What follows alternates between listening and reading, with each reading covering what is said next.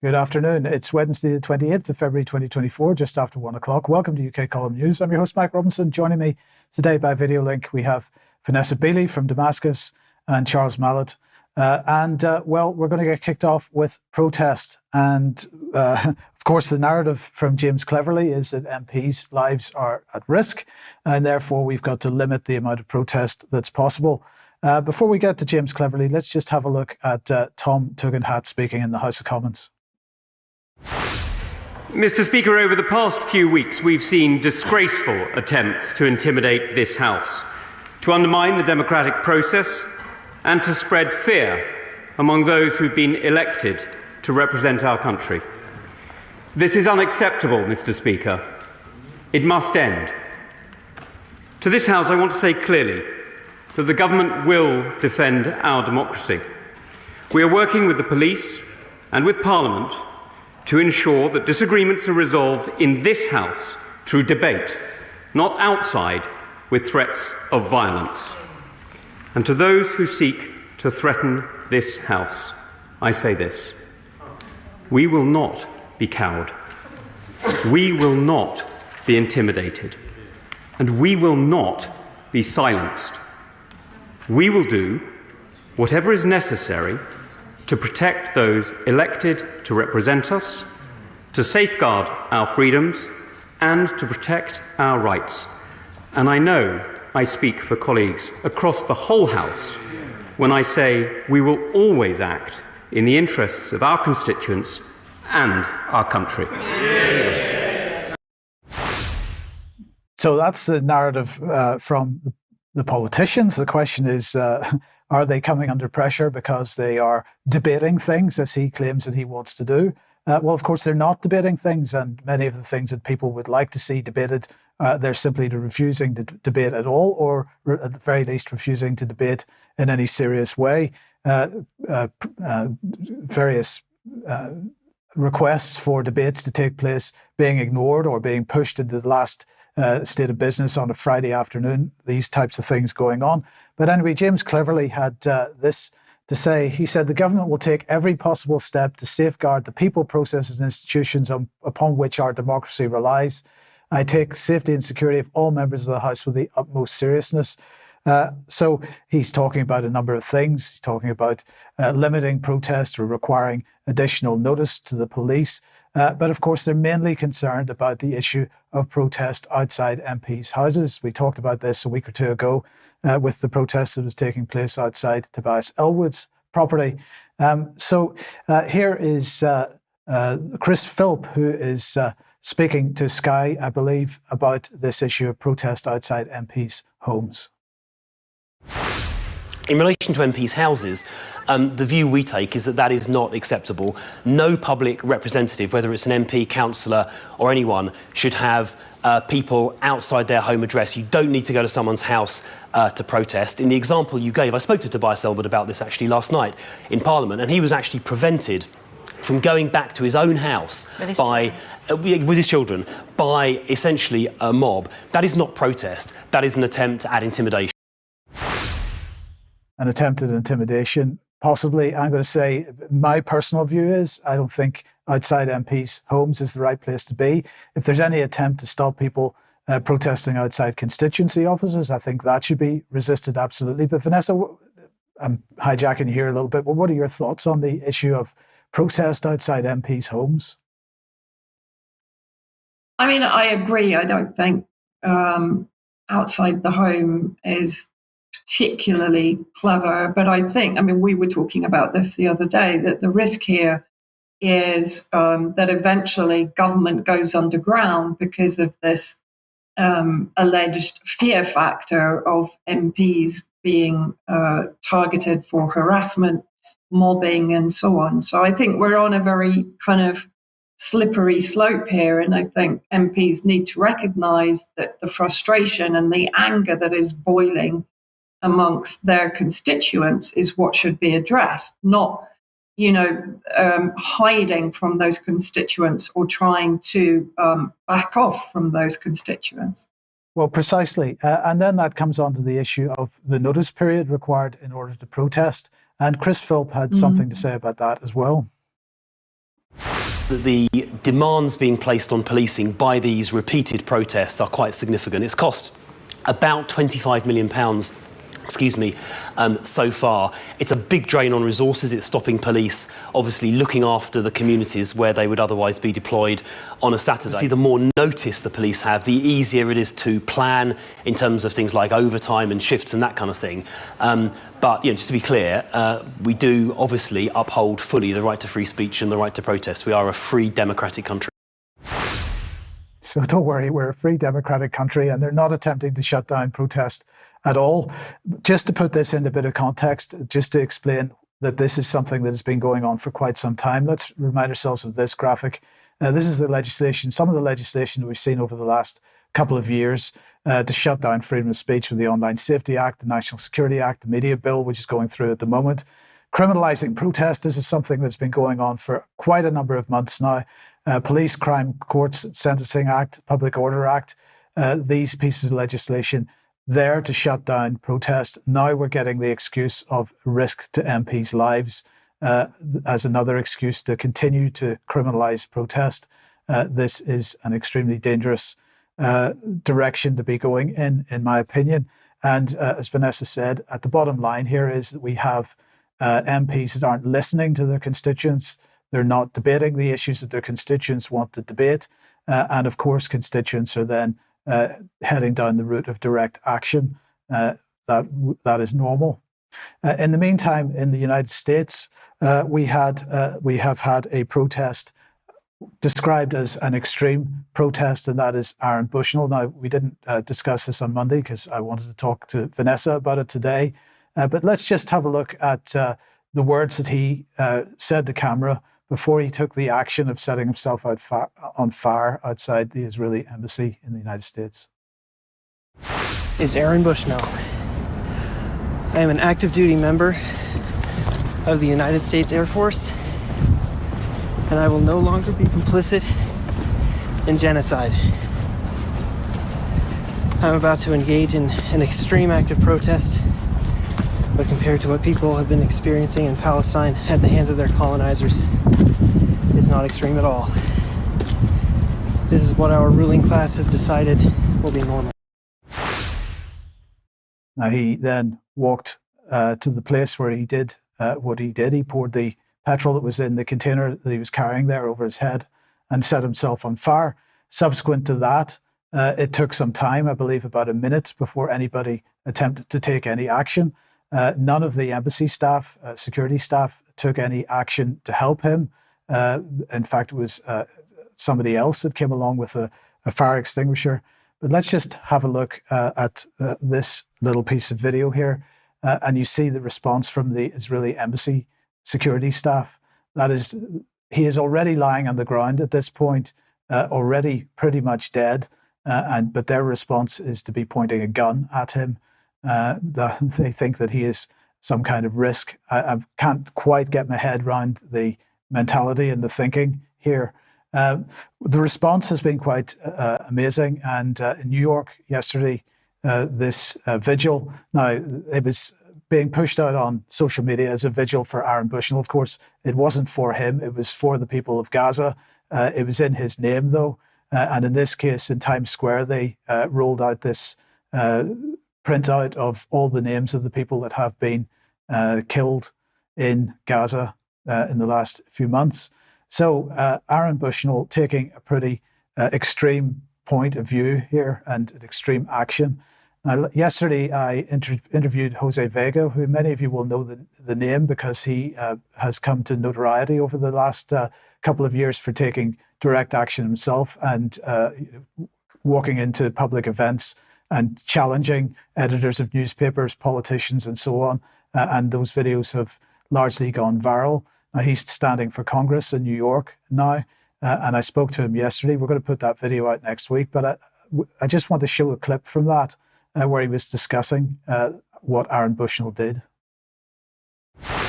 I have to bring this up. The guy who committed self-immolation yesterday, a guy burned himself alive, I think in front of an Israeli embassy. He I think his last words were something like, "I'm about to commit an extreme act of protest, but nothing as extreme as what the people of Palestine are going through." And honestly, it really does break my heart that this young man, 25 years old, right? The fact that this guy is the same age as me, and I'm deciding to run for Congress, and he decides to burn himself alive as a way to protest what's going on. He is a service. He, by the very virtue of being in the military, has decided that his life, the meaning of his life, will be to protect and serve his country and serve its best interests. And he has now felt that there is no recourse from the genocide that the United States and Israel is actively committing. And he did not want to be a pawn to it. He did not want to take orders. I think there was something that Max Blumenthal shared this recently, that the Air Force was giving orders that, the Air Force is supposed to help in the air space in Israel or something. And so this soldier's like, "I'm not doing that." And he decided to burn himself alive. I mean, that is an extreme act of protest, as he said. And my heart just breaks about the fact that he felt as if he had to do that. And I think our responsibility right now for us that are living has to be to provide a living alternative to the problems and the pessimism of the world. And my heart breaks for him. We will mourn him and his family. And I don't want to let his death go in vain. And I look at it and it's like, my job is to make sure that nobody else has to burn themselves alive to get a message out there and tell the truth about what's going on. Vanessa, that's all our jobs, isn't it? Everyone. Yeah, and I mean, what's extraordinary is how the mainstream media has portrayed this as suicide, and they've even tried to, within 24 hours, smear him. The only thing that they could find, which was published in the New York Times, was that he was an anarchist and that he grew up in a religious compound. That was the biggest dirt that they could dig up on him. But I mean, basically, they've tried to erase the story and lessen the story because, of course, it reflects horribly on the Biden administration and the bipartisan role in enabling and actually taking part in the genocide of Palestinians by Israel with US weapons. Yes. Thank you, Vanessa. Charles, let me welcome you to the programme and another form of protest, which is the farmers. And what's the situation then here in the UK? Thanks, Mike, and good afternoon. Yes, you'll be aware from Alex Thompson that there have been protests across Europe, farmers very much dissatisfied with the conditions they find themselves in. And as we broadcast now, there is a gathering of farmers in Cardiff, outside the Senate, Cardiff in Wales. And this has been posted here on Twitter by the No Farmers, No Food campaign. I highlight the tweet and indeed the article that it comes from. It is challenging at this stage to get an idea really on the messaging and communications front.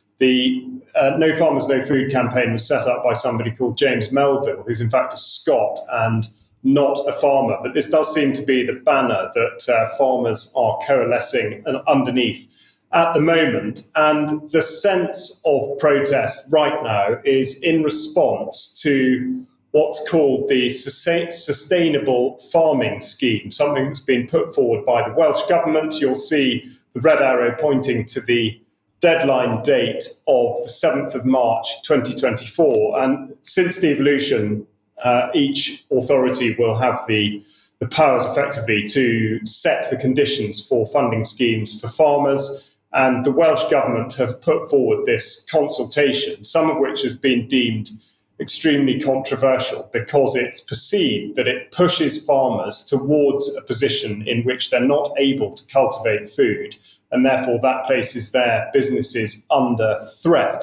So we'll just look at a bit of the text itself and indeed the preface from the Minister that's put it forward, Leslie Griffiths, the Minister for Rural Affairs and North Wales. And she says in her statement at the front of this document, the urgency of the climate and nature emergency cannot be overstated. Its effects are impacting on our ecosystems, altering the very fabric of our world, and pose significant threats to our agricultural and food systems. Recognising this, our focus on sustainable policies, innovative strategies and collaborative efforts is paramount in mitigating the adverse effects of climate change while ensuring a resilient future for all. Now, the reason I've highlighted cannot be overstated is that I think we are all aware by now that they have very much been overstated. And therefore, the scientific premise for changing a payment scheme on this basis is flimsy, to say the least. And it is interesting to note at this point, it's not actually that that's being challenged, but it seems pertinent to point it out now, as I'm sure it'll be something that is returned to as a theme.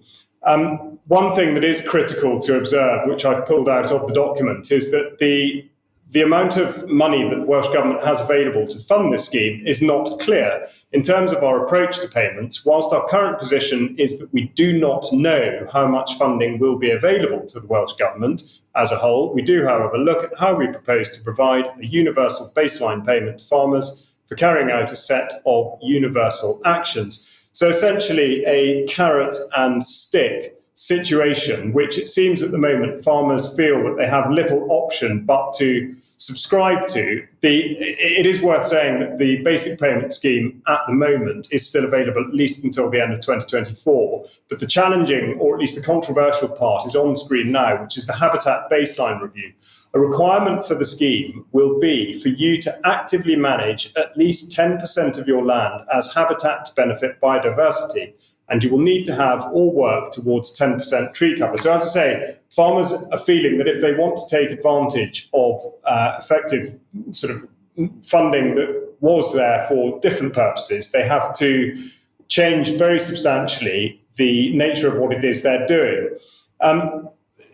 There are, within the document, there are provisions about how to change the way that people farm without, in fact, taking food out of production. So I've got some of the points on screen now. Soil health planning, multi-species cover crop, integrated pest management, effectively trying to remove chemicals from the soil and improve the soil quality. So it would be unfair to report this as purely a push towards nature recovery, which seems to be what's being done in England.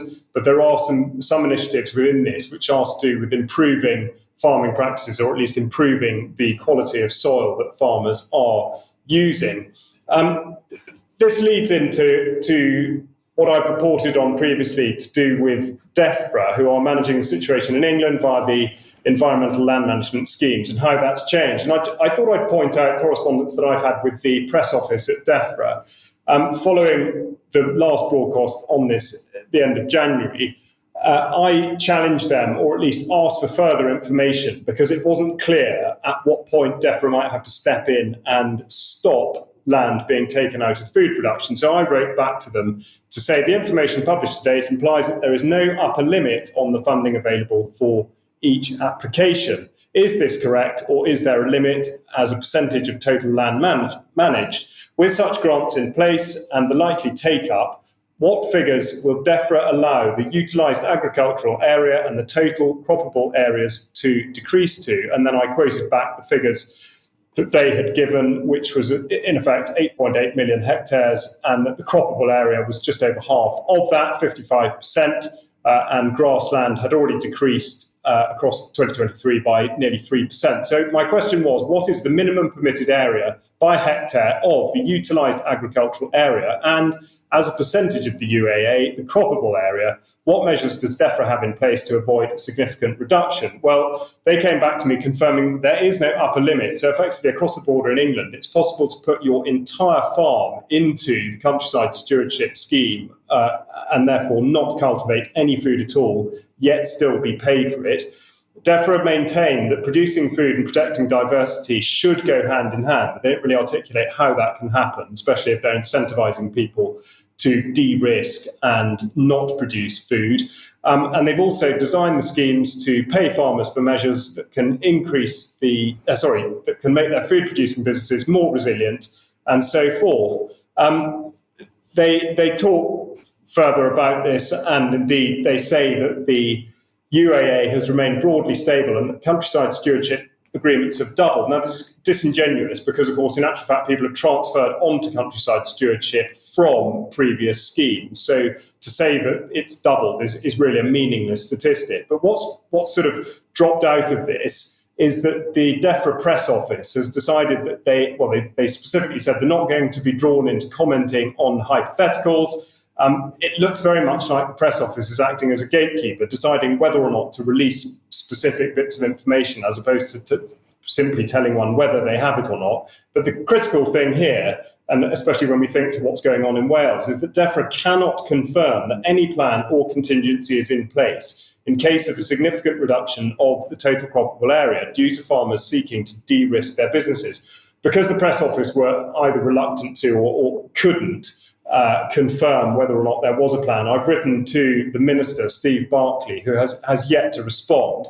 Now, why does any of this matter? It's because when we look at the future, we see documents like this written in 2019, which anticipates the sort of future in which farmers play very, very little part. And I will just quickly finish on this. By 2025, we will be eating our way to a healthy planet population, stemming from the unstoppable rise of public awareness of how our food impacts not only our individual health, but the health of the environment. Our palates, hungry for ecological public health, will become more and more adventurous in using food as a tool for environmental action. Well, if you've managed to stomach that, then you can go into the longer document and see exactly what it is that Sainsbury's have been writing about. But essentially, the premise of all of this is essentially a false one, to be declaring that the climate emergency, such as it is, or such as it purports to be, should dictate that wholesale change is wrought, does not quite add up.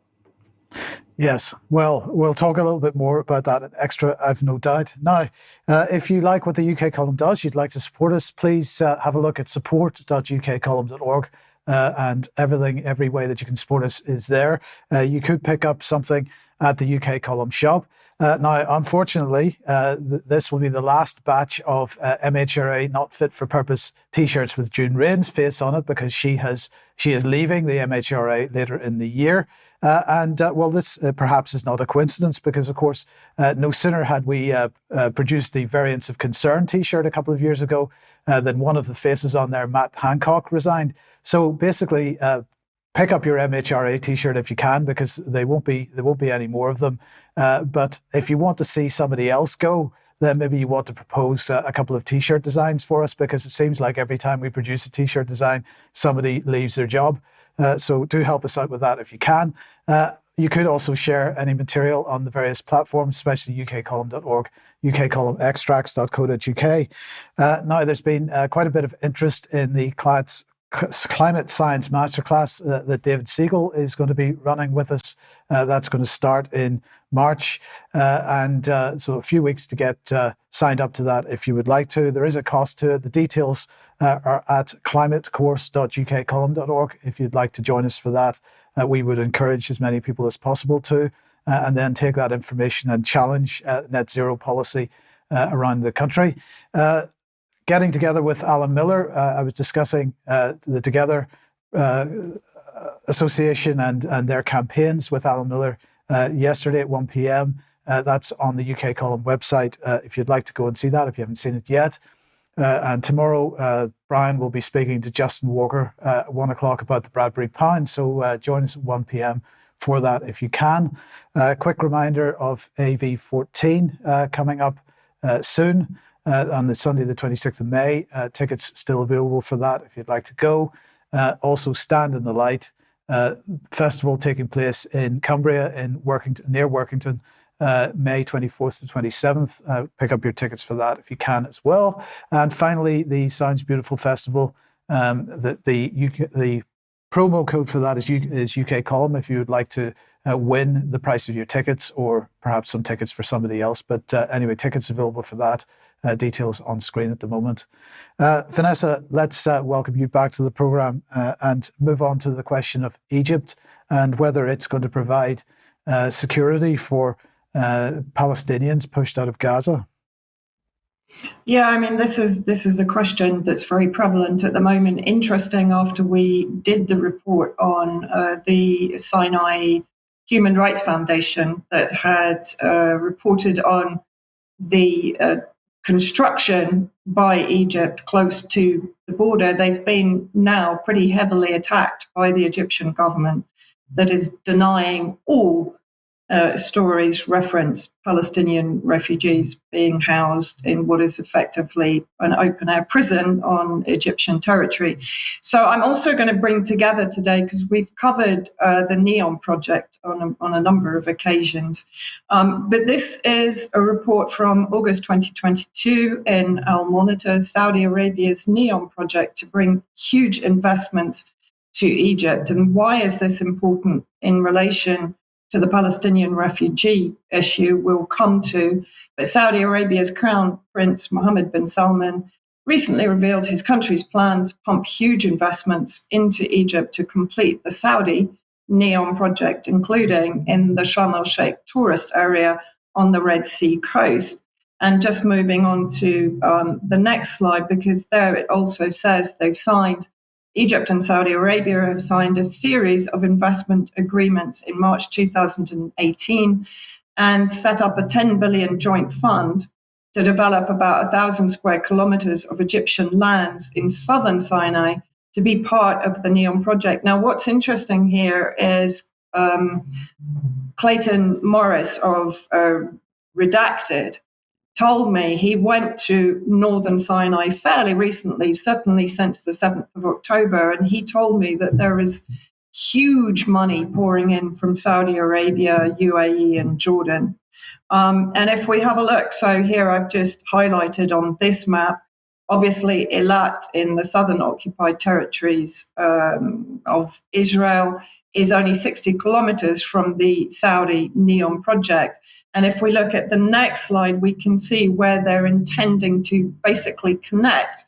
So this is taken from the NEOM website. The 500 billion plan includes a bridge spanning the Red Sea to Egypt, southern Sinai, and an urban development of 10,000 square miles.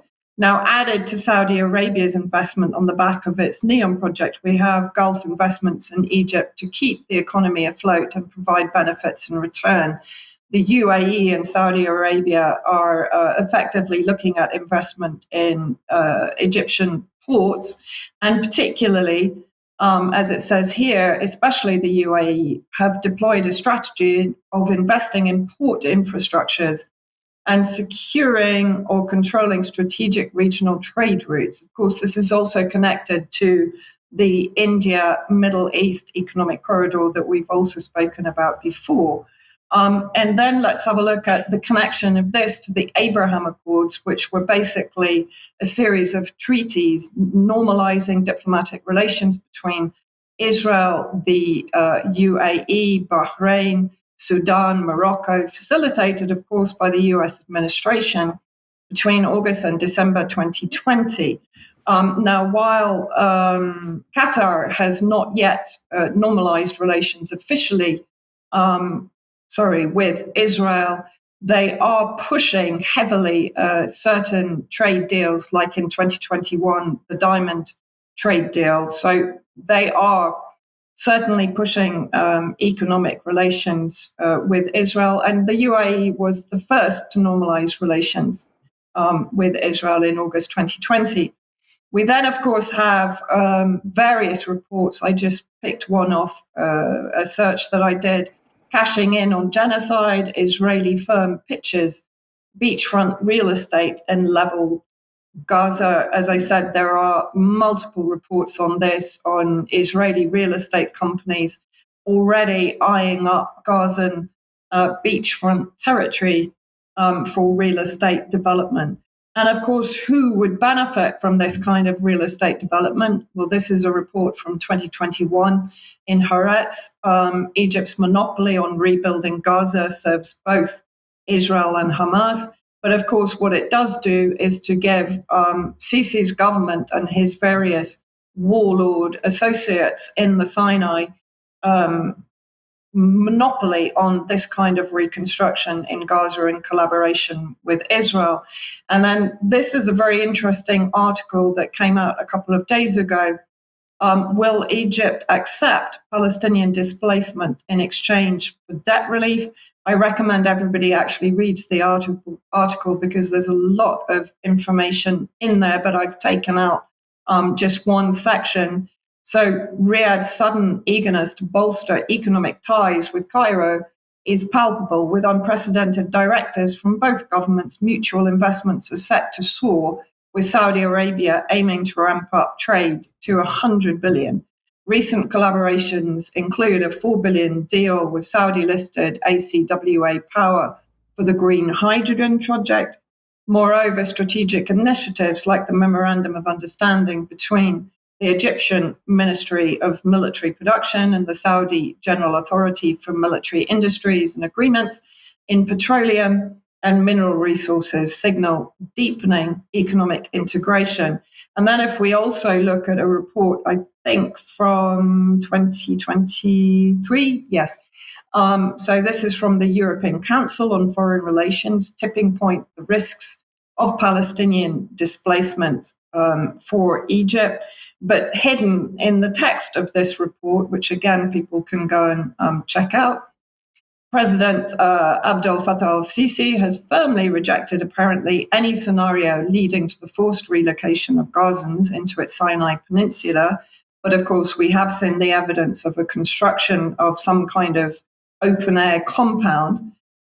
So too, allegedly, has the United States. But in private, the Egyptian government was reported to be mulling a US offer to write off 160 billion in Egyptian debt in return for hosting 100,000 Gazan refugees, with, of course, the Israeli campaign in Rafah looming. And in October, the White House asked Congress for additional funding to address potential needs of Gazans fleeing to neighboring countries. And of course, the precedent of the US writing off Egyptian debt in return for their support of the 1991 war against Iraq was set back then. So this is nothing new. But then if we also look at Egypt's debt to Gulf countries, we can see that the UAE and Saudi Arabia hold about 20% of that debt. So there is huge interest for Egypt in developing those trade relations and investment from Saudi Arabia and UAE. And finally, of course, Egypt must be interested in the development of the offshore gas exploration off the shore of Gaza, but also off the shore pretty much of Lebanon and Syria.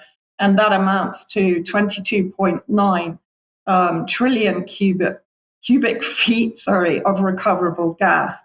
So basically, I think what it all points to, it's certainly in Egypt's interest to enable a compound for Palestinians being driven out of Palestinian territory in Gaza, with an eye on development of that territory for Israeli real estate companies, for the gas, but also the fact that they would want to enclose the Palestinians and basically hide them away from the massive development that is going on in the Sinai. And that began, of course, with the destruction of the Egyptian Bedouin homes in Rafah, which began as far back as 2013.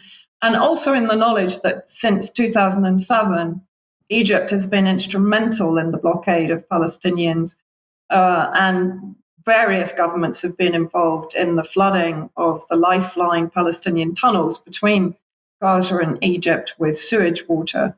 So Saudi Arabia has cracked down on pro-Palestinian protests. So it is clearly not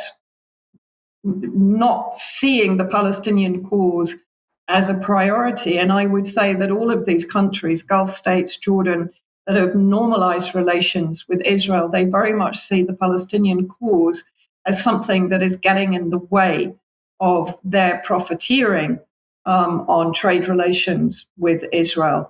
And so therefore, I think it's extremely likely that Egypt is collaborating with Israel and with the Gulf states in providing an alternative for Palestinians that are potentially going to be driven out of southern Gaza. And where's Russia and China in all this? Well, I mean, China has actually been very condemnatory, particularly of the US latest veto. I mean, they used incredibly strong language in their pushback against that when Algeria basically put forward a resolution for an all out ceasefire. I think, Russia and China, well, China particularly has a policy of not getting involved in external military adventurism by the US alliance. Russia has its hands full with Ukraine and with the Middle East, with its military base inside Syria, of course. However, Russia has been increasing its military bases on the border with the Israeli illegally annexed Golan territory, which of course is Syrian territory, but occupied by Israel since 1967. So I think both of them are keeping a relatively low profile. But as regards diplomatic process, I think both of them are being very outspoken about the US involvement in what is going on in Palestine. Yeah. Okay. Thank you, Vanessa. Thank you. Let's move on. Well, a bit more war, or is it? Because the position of the military leadership in the UK becomes ever more laughable. So let's bring Admiral Sir Tony Radakin on screen. He was speaking at Chatham House in the last day or two. So he began by saying that he wanted to reassure us all, anybody that's been alarmed by some of the recent commentary, Britain is secure, so we don't need to worry about anything. Britain is secure. And to remind us all of the extraordinary security we have through both our being in NATO and our being in nuclear power. So that's good news, isn't it? So let's see what was next. He said, secondly, some reflections and observations about Russia, how it has struggled in Ukraine.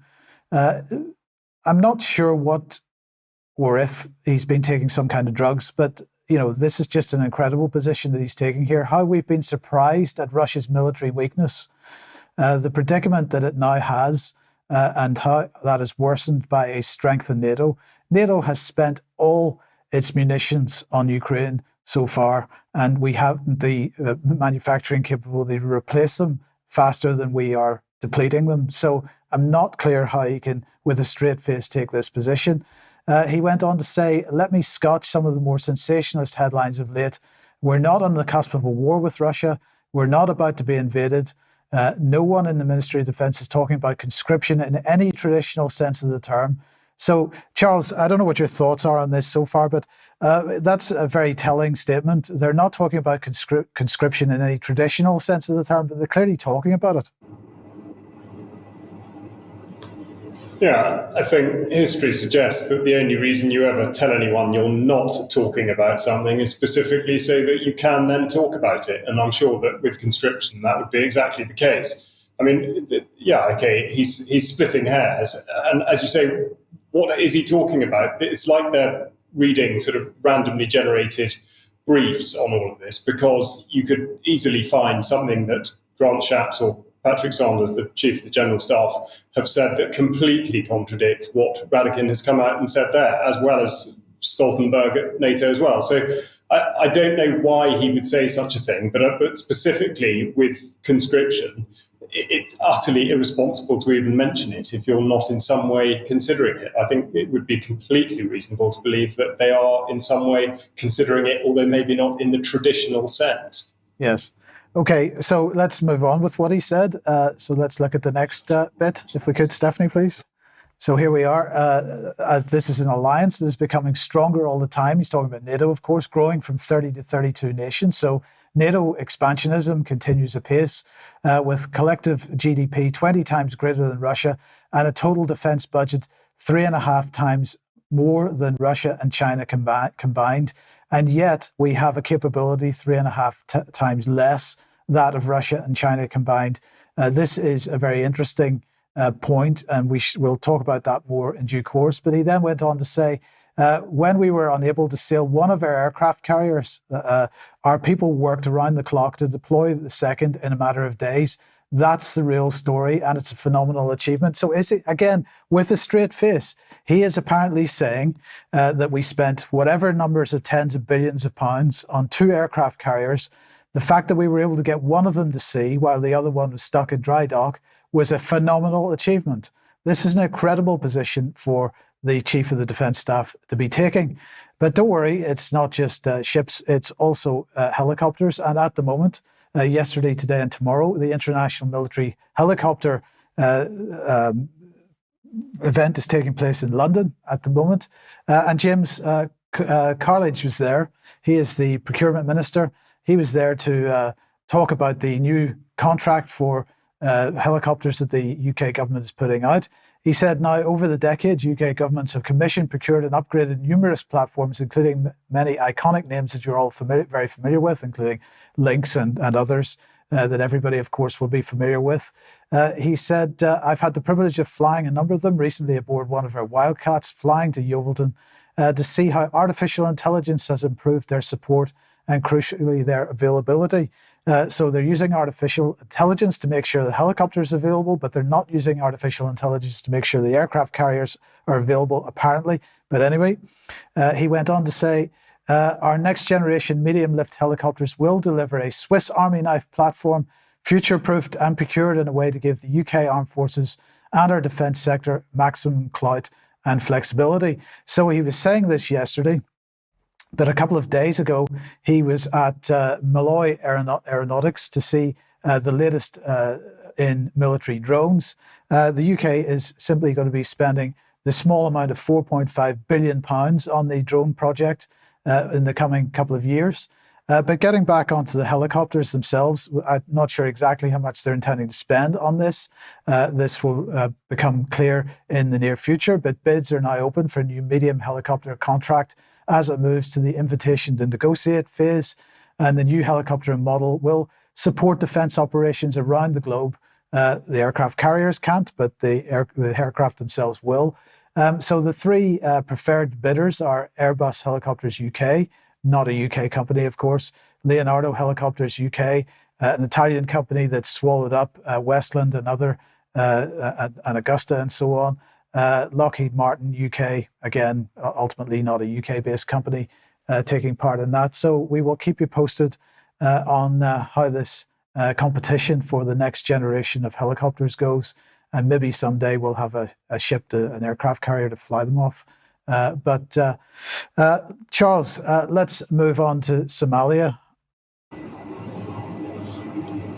Thanks, Mike. You may remember back in January, I spoke about controversy surrounding the port of Berbera in Somaliland, in Somalia, and the apparent declaration of recognition of sovereignty of Somaliland by Ethiopia in return for access to the coastline of Somaliland. Now, the FCDO did not decide to comment on the questions I put to them about this. They released one message on Twitter or X expressing their hope that all parties concerned would sort of effectively remain calm. So the flavour of this segment, in fact, is characterised by messages on X. That seems to be the way the Foreign Office do business these days, but also the MOD.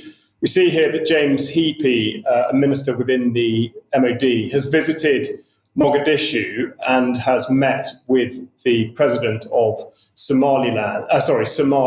So again, you can see they split the cost of the photographer. The president, Hassan Sheikh Mohammed, welcomes the UK Minister for Armed Forces. So what have they been talking about, and why was Heappey there? The UK government reports by saying that James Heappey, UK Minister for Armed Forces, said Somalia is a key partner for the UK and is vital to security and stability across the region.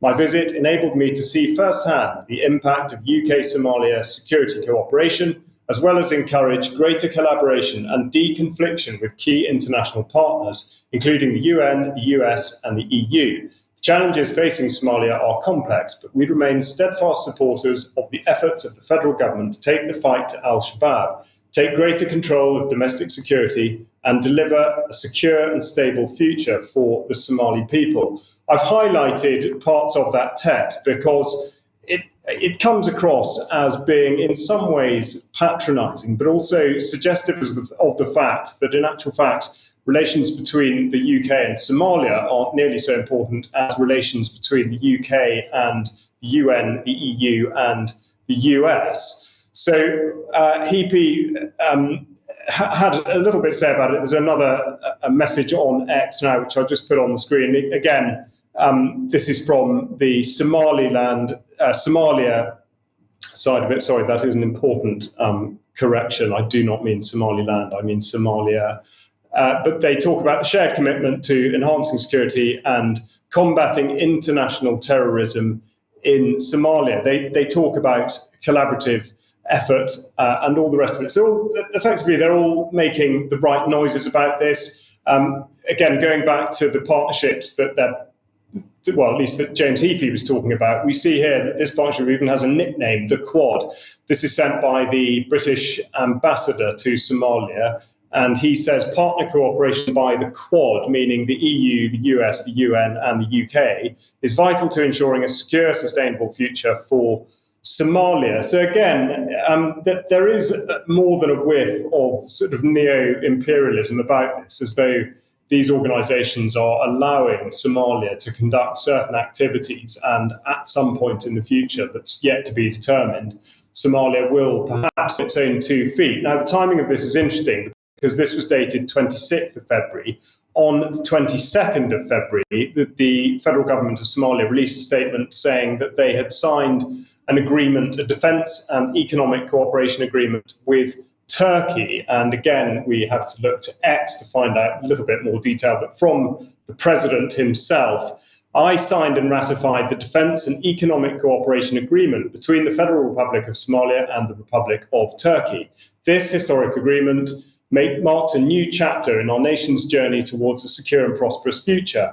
The agreement embodies a shared commitment to combating all forms of illegal activities and will enable us to build a capable naval force essential for our maritime security. So he's been quite specific there. He goes on to talk about bolstering our blue economy, developing crucial economic sectors, and creating opportunities for our people and the region. Now, some of that is obviously relatively bland, but it is worth noting that the specific reference to a naval capability is not something really that the UK, or indeed the Quad, as quoted, has talked about much. So, in effect, we can see this sort of scrapping going on over the territory of Somalia, and we shouldn't forget that although, of course, the United Kingdom is, to all intents and purposes, outside of the European Union, it still has an awful lot to do with it, and Somalia is one such case. The European Commission showing here that they're aiming to deliver a comprehensive level of support to Somali National Army under the European Peace Facility. This is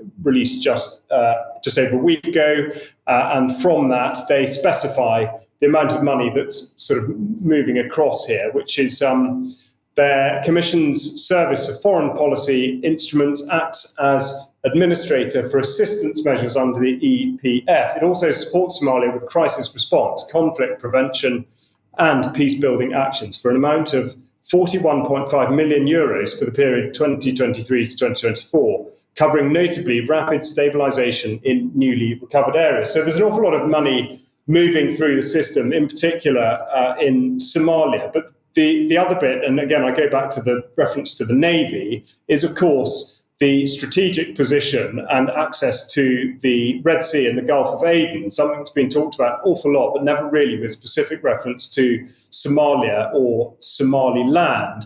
But of course, just a reminder that the port of Berbera, which is controlled by DP World, a UAE-based company, also has a very large port in Turkey, DP World Yarmouth, and this is just a slide to show that and really to act as a reminder of all the different influences that are being brought to the fore here. So it seems like James Heapy's visit to Somalia is by no means a random one, but of course there will still be struggles ahead as to who does get to control the sort of strategic waters and indeed the inland areas surrounding the port of Berbera in particular. Charles, thank you very much for that. Vanessa, bring us up to date with Gaza. Yeah, I mean, I know that we generally don't show it's not long, but it's 3 minutes. I'd also like to make the point, I don't know who made this video. It's very well done. But if anybody does know, or any UK column viewers made it, please could you reach out and let us know. I have been asking everyone that's been sharing it, but nobody seems to have an idea.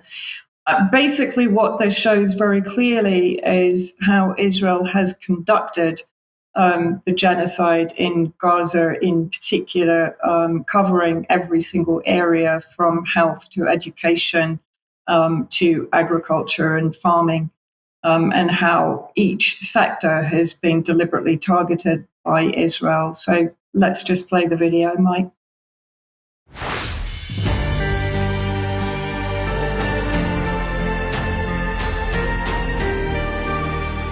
This is the map published by The Guardian on the 30th of January showing the extent of the destruction wreaked in Gaza by Israeli bombardment since the 7th of October last year. It's shocking enough in itself, but when you cross-reference it with other maps, you begin to get a sense of the way in which the conditions of life in Gaza have been systematically annihilated by Israeli forces. This is a map showing every residential building in Gaza before 7th of October. This is what was left as of the end of January, and of course the destruction continues across the territory, but particularly right now in Rafah. Here is a map of greenhouses in Gaza before the Israeli bombardment. Greenhouses are a lifeline for many Gazan families, providing greater and more secure access to healthy foods. This is what is left of those now. And of course, without a functioning water supply, even most of these have been rendered unusable. Also, in terms of food security, here are Gaza's warehouses before the Israeli carpet bombing, and what's left. This is a map of tree crops in Gaza before the destruction began, including fruit trees and olive trees, which have provided food for residents and been among Gaza's major exports. This is what currently remains undamaged. This map shows all private schools, Palestinian Authority schools, UNRWA schools and universities running in Gaza before the 7th of October. And here are those that haven't yet been destroyed. None of these is of course currently able to function as such in any case. Here is a map of major health facilities in Gaza before Israeli forces began to attack them, including prenatal facilities, mental health facilities, clinics and hospitals. And here is what remains. All of this destruction would take many decades to restore, although of course it seems unlikely that those who built and grew all that has been pulverized by the Israeli bombardment will even be allowed to return to do so. One prominent feature of this map emerges when you subtract the destruction caused to built-up areas, which have been more or less annihilated. Here you can see a line of destruction stretching down through the center of the territory. This particular swathe of bombardment aligns with the so-called humanitarian corridor announced by Israel along Salah al-Din Street in November last year. When residents of Gaza City in the north were ordered to evacuate, they were promised safe passage along this street. However, many witnesses have described Salah al-Din Street as a corridor of death and humiliation. Civilian convoys and vehicles have been repeatedly bombed and targeted, and testimonies from dozens of witnesses collected in Gaza by journalist Tarek Hajjaj describe Palestinians having been summarily executed and killed by Israeli snipers, including children, their parents ordered by their murderers to abandon their bodies by the side of the road. According to the testimonies, people were made to crawl on their bellies through checkpoints, forced to undress and descend into pits filled with dead bodies, sometimes to be shot, sometimes to be released, among many other horrors. The street is littered with the bodies of men, women and children in various states of decomposition. There are millions of horror stories like these behind these simple red swatches, which delineate the annihilation of a people.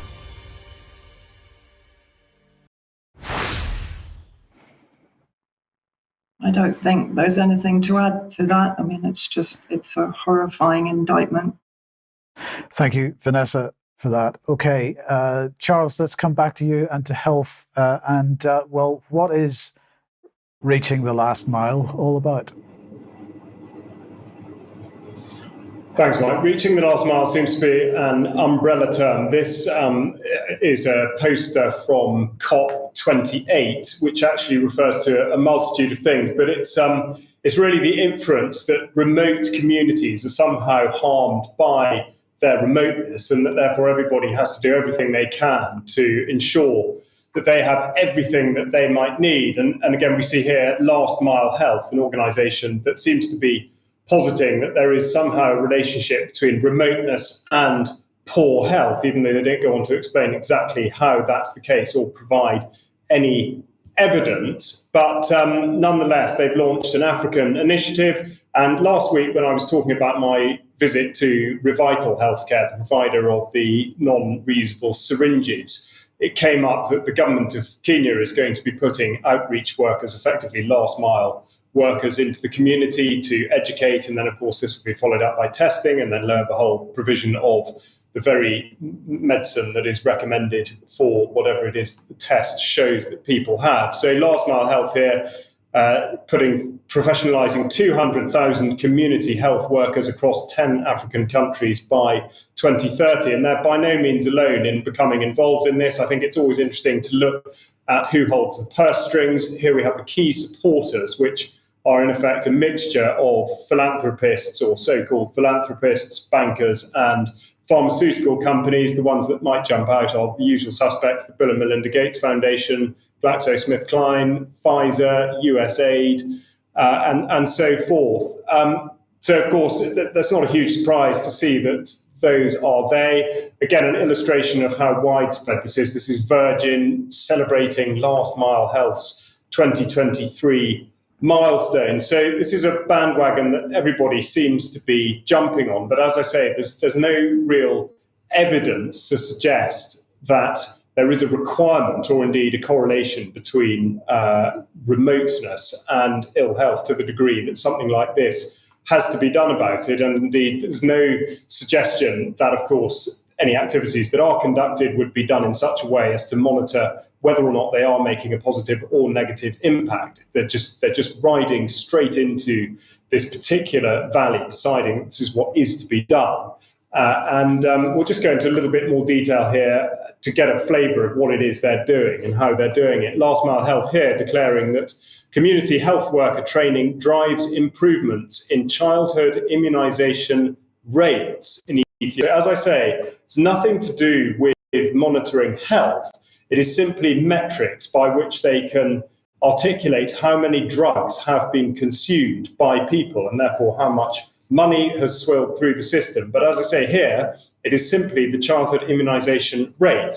And just to quote from that document, in 2021, Ethiopia's Ministry of Health estimated that nearly 800,000 children across the nation had received 0 doses of routine childhood vaccines. Facing a serious risk of illness or death from preventable causes, nearly 90% of these children were concentrated in 4 regions. In 2023, having identified immunisation as an urgent community health priority, the ministry launched a new partnership with Last Mile Health and Gavi, the Vaccine Alliance, to address these needs through new evidence-based training for community health workers in the regions and Woredas most in need, Woredas being an Ethiopian term for, in fact, a regional, a sort of administrative region.